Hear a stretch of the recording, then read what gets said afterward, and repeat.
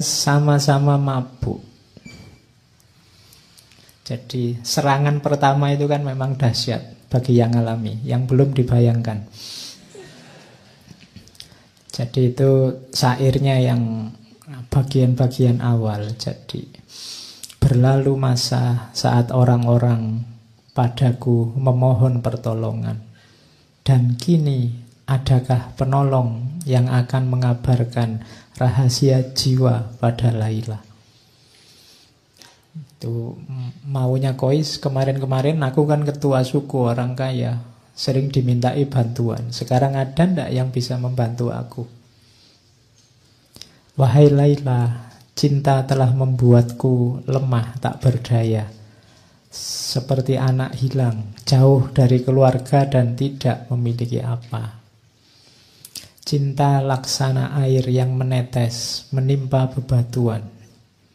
Waktu berlalu dan bebatuan itu akan hancur berkepingan, berserak bagai kaca, berpecahan. Begitulah cinta yang engkau bawa padaku, dan kini telah hancur binasa hatiku.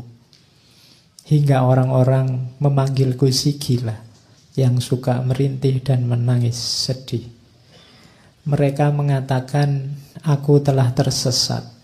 Wahai, mana mungkin cinta akan menyesatkan. Jiwa mereka sebenarnya yang kering, laksana dedaunan diterpa panas mentari siang. Bagiku cinta adalah keindahan yang membuat mata tak bisa terpejam. Pemuda mana yang bisa selamat dari api cinta? Nah, itu Majnun. Majnun ini, Kois ini dikenal pinter membuat syair-syair indah. Ya, yang menyusun Nizomi sebenarnya, cuma atas nama Kois. Jadi nanti ceritanya Kais ini, apalagi waktu gila itu sering dikerumuni orang karena syairnya ditunggu-tunggu. Jadi dia kayak orang tidak terawat, tidak pakai baju, rambutnya gondrong, tapi orang berkumpul nunggu syairnya yang keluar. Nah itu, kalau di kita kan tidak, kalau ada orang gila ditunggu mau ngasih isyarat nomor berapa gitu. Kalau Kois itu ditunggu syairnya, karena syair-syairnya indah, makanya banyak yang hafal. Saya bilang tadi sebelum ditulis oleh Nizami, sebelumnya orang sudah kenal dan syair-syairnya Kois ini banyak dilakukan. Jadi itu dahsyatnya. Saya tidak tahu memang aslinya pinter bikin syair atau karena cinta itu membuat orang puitis. Ya, kalau tidak percaya, yang jatuh cinta itu kan mendadak dia bisa bikin puisi.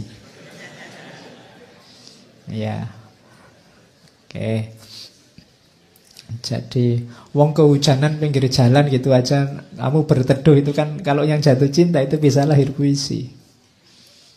Tapi yang ndak sedang jatuh cinta kan paling kamu mainan HP apa gitu.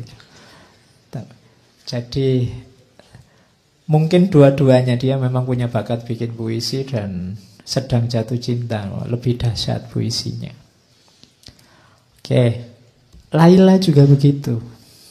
Laila juga di beberapa bagian Laila Majnun itu banyak juga mengeluarkan puisi-puisi. Meskipun nanti puisi-puisinya kebanyakan lewat surat yang dikirimkan pada Majnun. Itu salah satu contoh Laila juga mengalami kemabukan. Semua yang tampak dari manusia adalah kebencian. Namun cinta telah memberikan kekuatan. Orang-orang mencemooh hubungan kita, sesungguhnya mereka tidak tahu betapa kerinduan yang tersimpan dalam dada. Jadi syair ini lahir ketika orang mulai rame. Jadi ini dua orang, anaknya orang terpandang, pacaran kemana-mana berdua, tidak bisa dipisah. Jadi gosip di mana-mana. Wong sedang belajar loh, sedang kuliah loh, kok yo pacaran kan itu. Itu terus jadi gosip, jadi omongannya orang. Nah, ayahnya Laila itu merasa bahwa ini pencemaran nama baik. Jadi ini meruntuhkan kehormatan suku.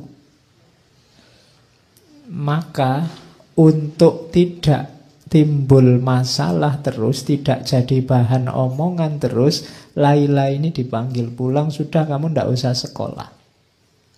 Di rumah saja. Jadi dua anak muda yang sedang senang-senangnya, sedang mabuk-mabuknya sekarang dipisah. Dan dimulailah babak pertama kegilaannya Majnun. Jadi waktu dipisah itu mulailah dia nyari-nyari cara untuk ketemu tapi tidak bisa. Mulai keluar banyak syair, tangisan-tangisan. Kemana-mana yang keluar dari mulutnya hanya Laila. Pokoknya Laila, Laila, Laila. Terus yang keluar dari mulutnya itu. Ini pelajaran sebenarnya dari Nizami. Kalau kalian memang sedang jatuh cinta sama Allah, akan keluar secara otomatis dari mulutmu nama Allah. Kamu sengaja atau tidak, pasti akan keluar. Kalau itu memang cintamu pada Tuhan sudah tumbuh dalam hatimu. Tidak bisa dipaksa. Mungkin sekali-sekali kamu, Pak saya ingin jadi orang kaya wali-wali sekti itu. Dari mulutnya Allah terus. Mungkin 5 menit kamu bisa Allah, Allah. Bariku ya lali.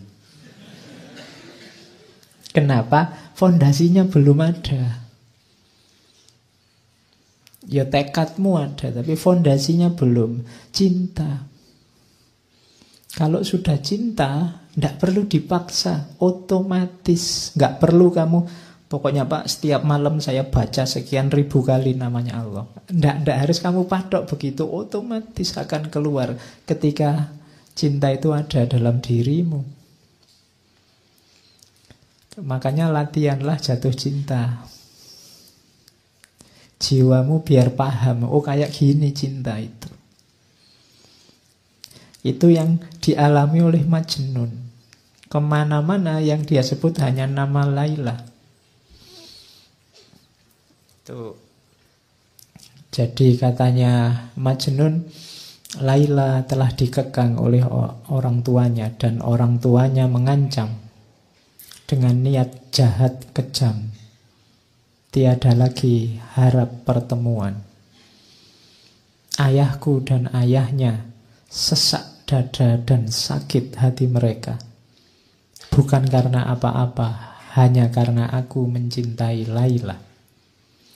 Mereka menganggap cinta adalah dosa. Cinta bagi mereka adalah noda yang harus dibasuh musnah. Padahal hatiku telah menjadi tawanannya dan ia juga merindukanku. Cinta masuk ke dalam sanubari tanpa kamu undang, tanpa kami undang. Bagai ilham dari langit yang datang menerjang lalu bersemayam dalam jiwa. Dan kini kami akan mati karenanya, karena cinta telah melilit seluruh jiwa. Katakan padaku, siapa orangnya yang bisa bebas dari penyakit cinta?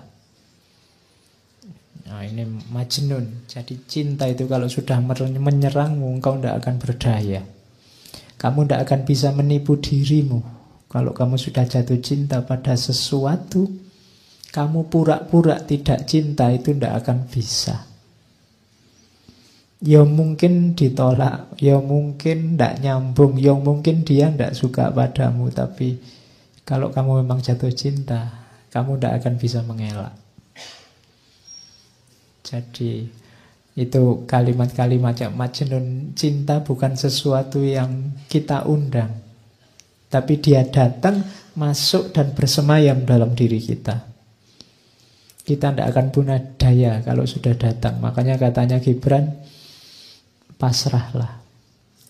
Kalau cinta memanggilmu, kenapa? Tidak akan bisa kamu lawan. Kamu tidak akan bisa menipu dirimu. Dan Majnun mati-matian berusaha untuk bisa bertemu Laila. Macam-macam nanti ceritanya di novel itu. Ada yang dia pura-pura jadi pelayan perempuan. Nanti diatur sama teman-temannya. Teman-temannya juga kasihan, ini anak jatuh cinta kok dipisah. Dirancang untuk bisa ketemu. Akhirnya Majnun nyamar jadi anak perempuan. Masuklah ke kamarnya Laila. Ngapain di kamar? Enggak, loh ini penting. Di kamar hanya pandang-pandangan. Sama-sama masih saling terpesona. Hanya diam. Coba kamu baca nanti novelnya. Jadi hanya diam, hanya melihat, saling mengagumi, saling terpesona, dan tidak ngapa-ngapain. Tidak usah dibayangkan aneh-aneh. Terus nanti ketahuan, terus pergi. Ada juga cerita nanti Majnun ini nyamar jadi pengemis. Suatu ketika dia ketemu ada pengemis perempuan. Kemudian pengemis ini ditemui, tolong semua alat mengemis kasih saya, semua yang aku miliki tak kasih padamu. Jadi dia mengemis untuk bisa ketemu Laila. Dari rumah ke rumah. Makanya ada syairnya itu kan. Duhai, betapa besar bahaya ku undang sekedar untuk bertemu denganmu. Ku korbankan segala yang ada padaku. Ku ubah diriku hingga engkau pun tak mengenaliku. Ku ayunkan langkah dengan tetes air mata. Dan setelah memasuki perkampunganmu, ku buang semua tanda yang membuat orang mengenaliku. Ku ikat diriku dengan rantai baja bagai budak hina, berjalan menengadahkan tangan meminta sedekah. Dan bocah-bocah itu tiada suka melihatku. Mereka berkumpul mengelilingiku, menghardik dan melempariku seperti anjing pengganggu. Jadi dia sudah ngemis, pura-pura jadi orang hina, minta-minta dari rumah ke rumah, dikejar anak kecil-kecil, diteriaki anjing. Tidak masalah, yang penting akhirnya sampailah di rumah Laila. Itu Majnun. Kini aku hadir di dekatmu, wahai Laila, tak mampu kutahan air mataku. Kasihanilah kelemahanku, begitu berat penderitaanku. Nah, itu Majnun. Jadi dan tidak ketemu, hanya sampai rumahnya saja. Yang penting sampai rumahnya Laila. Bisa melihat rumahnya itu sudah senangnya luar biasa. Itulah cinta. Kalau kamu jatuh cinta, melihat sandalnya ada di luar itu senang. Oh iya kan? Wah, alhamdulillah ada sandalnya, berarti dia ada di dalam. Nah, itu jatuh cinta. Ada cerita yang lain, suatu ketika Majnun sampai pura-pura jadi binatang. Iya. Jadi suatu ketika dia lihat penggembala kambing yang itu bisa bebas keluar masuk di tempatnya Laila. Mungkin orang tuanya juga memelihara kambing. Akhirnya apa? Ceritanya Kais merangkak di antara kambing-kambing dan melepas bajunya. Bahkan ceritanya, karena yang gembala kambing ini senjatanya kan cambuk. Cambuk itu dipakai nyambui kambing. Antara lain dia tidak sadar yang dicambui si Kais ini. Hanya untuk bisa dekat sama Laila. Jadi itu dahsyatnya cinta. Oke. Terus ya, ini ceritanya tangis-tangisan terus.